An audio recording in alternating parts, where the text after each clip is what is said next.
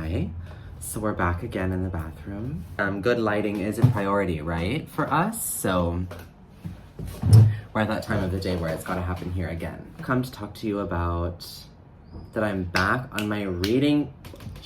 Back on my reading, I feel like for the first time in a while, I feel like I've caught the bug again. Because I've been talking about how it's been really hard for me to read and that I've been in a kind of reading slump.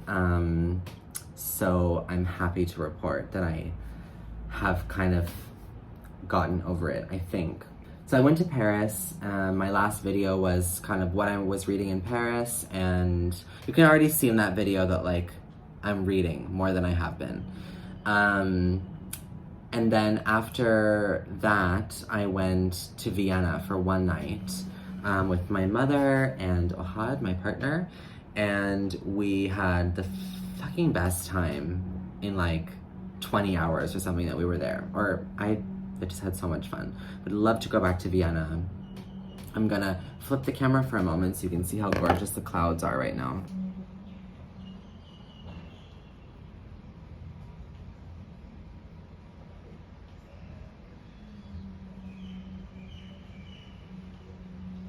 Pretty heavenly looking. So we went to Vienna. On the way back on the plane, I wanted to finish Eileen, but I kind of wasn't finding myself like I knew that I was about 60% through Eileen by Ottosam Ashfeg, and which I'm going to speak about in a second. I knew like I'm in the thick of the story, and if I start this now, I'm gonna have to devour it. And also I know that it's gonna be dark and crazy and a lot. So I was just like, I don't know if I should commit to that on this flight. So I felt like, okay, what can I read that wouldn't be starting another novel that like I probably won't finish because I'm reading too many at the same time. So I thought poetry, and then I saw that I had this arc, this digital galley from NetGalley, which is at this point no longer an arc. I mean, it is an arc, but it was published in March. This is called, Ben, you need to give them the information. Trace Evidence by Sharif Shanahan, and it's published by Tin House, and it came out in March 21st, on March 21st. Blurbed by Ocean Vong and Ada Limon. It explores the complexities of mixed race identity, the tensions of queer longing, time and morality, and the brutal legacy of anti-Blackness in the United States and abroad. Okay, so Sharif Shanahan is not a poet that was familiar with at all, but I remember reading on the brief for the book when I was requesting it from NetGalley that it was queer poetry, which I want to read more of and I normally like. He was born in the US, but his mother is from Morocco. So the poems deal a lot with, like it said, mixed race identity. What does it mean to be a mixed race person, especially in the US? It's a poem that explores, like probably one of the longer poems, that explores this trip that he takes in, you know, the land of his mother, which was Morocco, and he's on a bus, and the bus, and now I forget like what caused it, but there's like a crash. The bus crashes and he breaks his neck. And in the poetry, just describing this kind of close relationship with death in that moment. And also a lot of the poems kind of speak about, yeah, it sounds really dark, but like wanting to die, or maybe not being comfortable with dying, but not being comfortable with the way in which he lives. Like in some moments he feels like what is there to live for? This experience with the bus crash taking him like on the edge of dying was really profound for him. Themes about belonging and home, and can home be in many places, and what does home mean when your parents come from different homes than you do, and also exploring the relationship between mother and son. Some of the poems were just absolutely beautiful, very striking, very confronting and touching. I'll just read you some passages. It is not that the system fails to position you. It positions you actively and specifically nowhere, so that you appear on the outside but remain within, or you appear within but remain on the outside, which is to say, in other words, a part and apart. There's some also steamy, erotic stuff in here about queer sexuality and his own, sex experiences, and his lust and longing for a body. Like, what is a body? What is his own body? If you don't feel you inhibit your body fully, what does it mean to come in contact with another body, or to long and search or need that physical connection? But some of it's hot. Not yet awake to the fact of his own body, how it reads, what it says, to whom and for what reason. If you're a fan of Ocean Vuong's poetry, or actually Ocean Vuong's work in general, like his poetic prose novel, On Earth We're Briefly Gorgeous, I think because of the kind of theme of writing to his mother, I think that there's something kind of similar in a lot of these poems. Oh, I have a pup behind me. I feel like I've rambled on and said nothing. It's a tale of a dog. Then we move on to Eileen by Otessa Moshfegh. Most of you, like I said, have probably either are familiar with this book or have read this book. I know many of you wrote me on Instagram when I posted a picture on my story or something of Eileen that you love this book. And I did also really love this book. I thought it was so compelling, and that was absolutely something to get me out of my reading slump, and also hungry for more fiction. Because I love an essay collection, as we know. I love poetry. I love, memoir, or more plotless prose. Like I can say, I don't know, like Claire Louise Bennett, Check Out 19, I really enjoyed this year. That style, I can say, very much speaks to something in me. I really love that. But I loved Eileen for purely also what is gonna happen between Eileen, this woman who is our main character, and she's writing from the perspective of when she's much older, but she's looking back on the year where she's 24 years old. It takes place in 1 week or a matter of days around Christmas time in New England, I think Maine or something. Very cold environment. She's working in a men's prison. Her mother's dead, and her father is a raging alcoholic and also paranoid and mentally very not stable. And she is suffering in her life. She wishes so much to escape this town in which it's called Xville. It's almost it's so horrible she doesn't even want to give it a real name.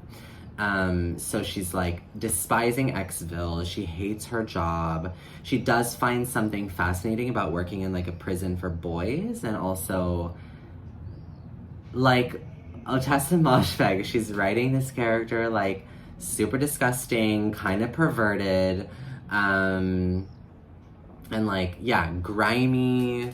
The gross sides of human nature are in Moshfegh books, and I find that really fun to read. And this one, I would say, actually made me more disgusted than anything else I've read of hers. I found actually Lapvona, which many people say is very gross and disturbing. It was almost so hyperbolized that I could laugh, like just I laughed at it. It didn't really affect me.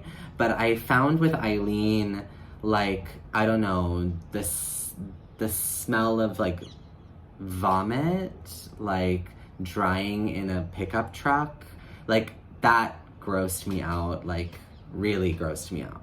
Regardless, Eileen comes in contact with or meets this woman, Rebecca, who comes to work in the prison as like an education, someone's gonna educate the boys, and she's like super beautiful and like just represents everything that Eileen wants to be, and also is like her way out of this city. Like this is how she's gonna get out of Xville. It's through Rebecca. It's by befriending her, it's by making her like her. And Eileen is like a super, super critical person. She really like hates herself at the age of 24, and she wants so much to have friendship and to be loved and to have someone see her and like her, and she fully falls in love with Rebecca and becomes like infatuated and obsessed. And let's just say it doesn't end well. But there's one part, like one of the last chapters, it's called Christmas Eve, and like from that to the end of the book, like you cannot put that book down. You cannot. Like you will wait until 4 o'clock in the morning to like read it, or you will wake up early the next day like my wife did, in the hotel room, like woke up to finish it because she couldn't handle it. And I had a similar experience. Like we went for coffee and I got to that chapter and we did not leave that coffee shop until I read for an hour and 15 minutes and finished the book. So it's really compelling. I loved it. It was great. It was so great. I know that there's a movie adaptation. It's perfect for that. Like I can see it. I know, is it Anne Hathaway that's connected to that project? And I don't know if she's connected as Eileen or as Rebecca. I enjoyed enjoying a reading experience again. Like it made me enjoy again the love of like being sucked into a book and, you know, feeling like your whole purpose is this book. Like that you start to see the world through the lens of that book, or the character sticks with you. Now I'm reading, because I was craving like another novel, I picked up Cursed Bread by Sophie McIntosh. This is published by Hamish Hamilton. Katie James told me that this is a really like ultra descriptive, very sensational book that feels kind of like a fever dream with a lot of textures, and like that it's like really in your sensations, and that she thought that like I would really enjoy that when she saw that I had ordered it. Something about this book that's interesting is it's sort of Eileen, which I didn't get. I didn't know that.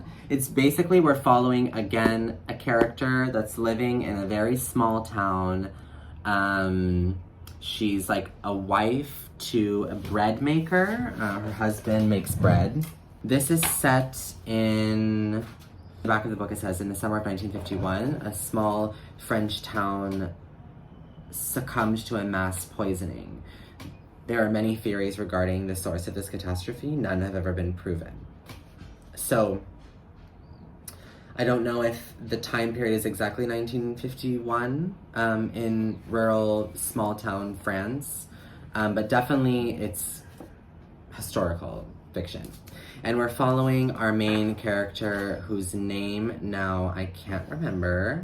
And the reason why it's like Eileen is that she kind of is unhappy with her circumstances, similar to Eileen, and specifically unhappy in her marriage. She feels like she wants more lust and love and passion. She wants more passion in her marriage, and she doesn't find it. And then this ambassador and ambassador's wife and the ambassador's wife is named Violet. They come into town and she becomes infatuated, obsessed with Violet. She wants to be Violet. She wants Violet to like her. She wants Violet to think she's funny, to think that she dresses well, to think that she has good taste.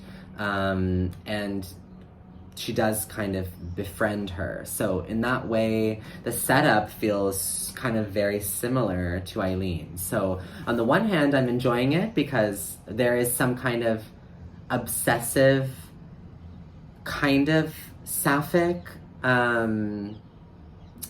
like themes that I like a dynamic that I liked in Eileen, so I like it in this as well. But on the other hand, I wonder if I'm doing this book a disservice by reading it directly after Eileen, just because it's the one that's coming after, so I can't help but to compare the stories slightly to Eileen. And it's more just kind of like a funny coincidence that I just happened to pick up a very, very similar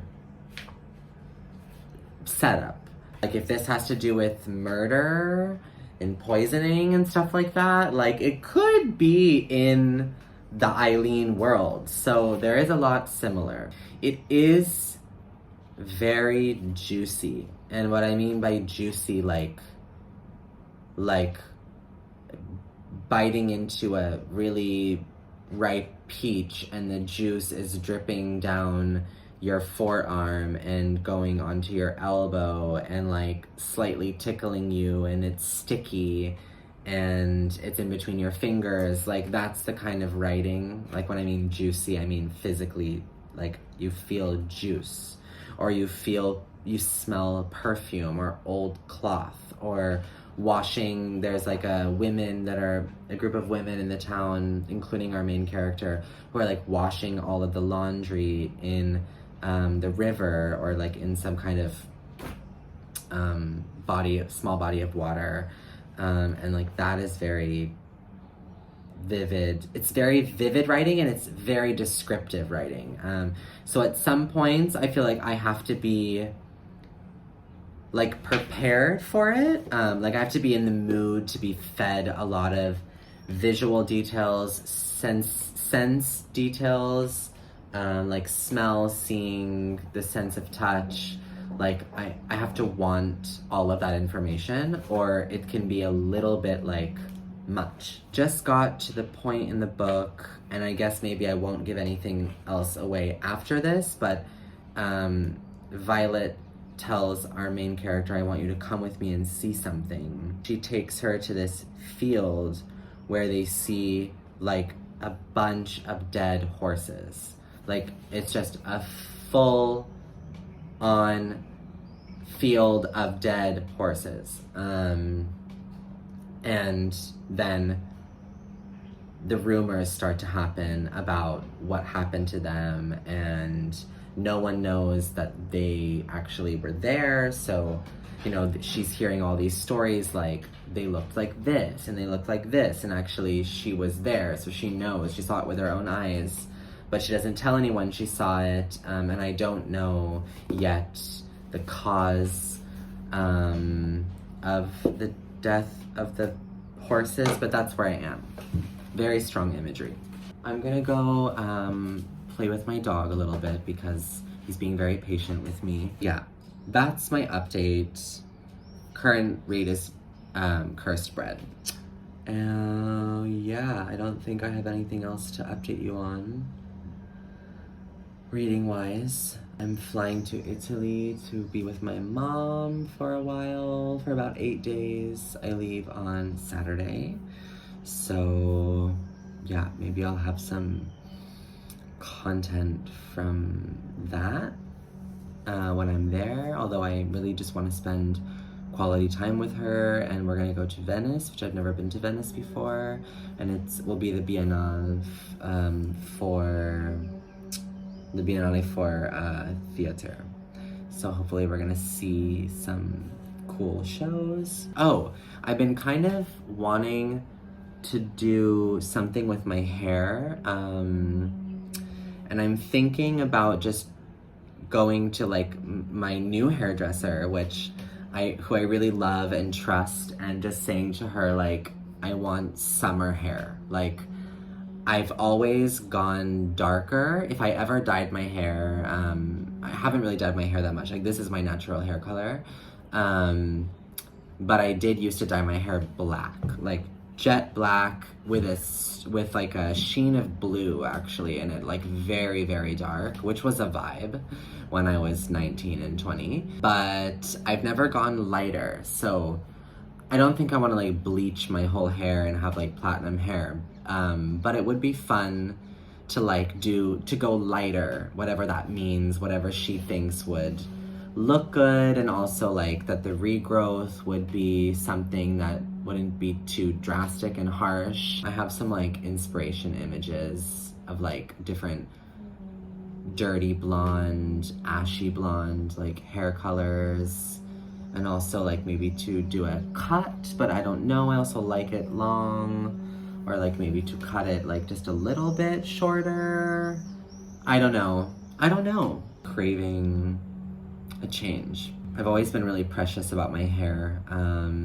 I think because it was such like a weird thing for me to have long hair as a boy when I was young, and like no other boys had long hair, and you know, I was like the queer kid with the long hair, and it was always like something I felt like I like physically had to like own, like that, you know, that it's mine, and that like I have the power to like do whatever I want. I can have long hair if I want. And so I feel like I've held on to it in a way as like a big part of my identity. And yeah, so even like cutting it, you know, like cutting it a little bit, I just always like go back and forth about it. But I'm like, I'm 27, and hair, like luckily on my head, will grow back for the time being. So I like can do some stuff with it, even if it makes it a little dry or something. Like, this is the time to experiment and have fun. Like, that's all for now.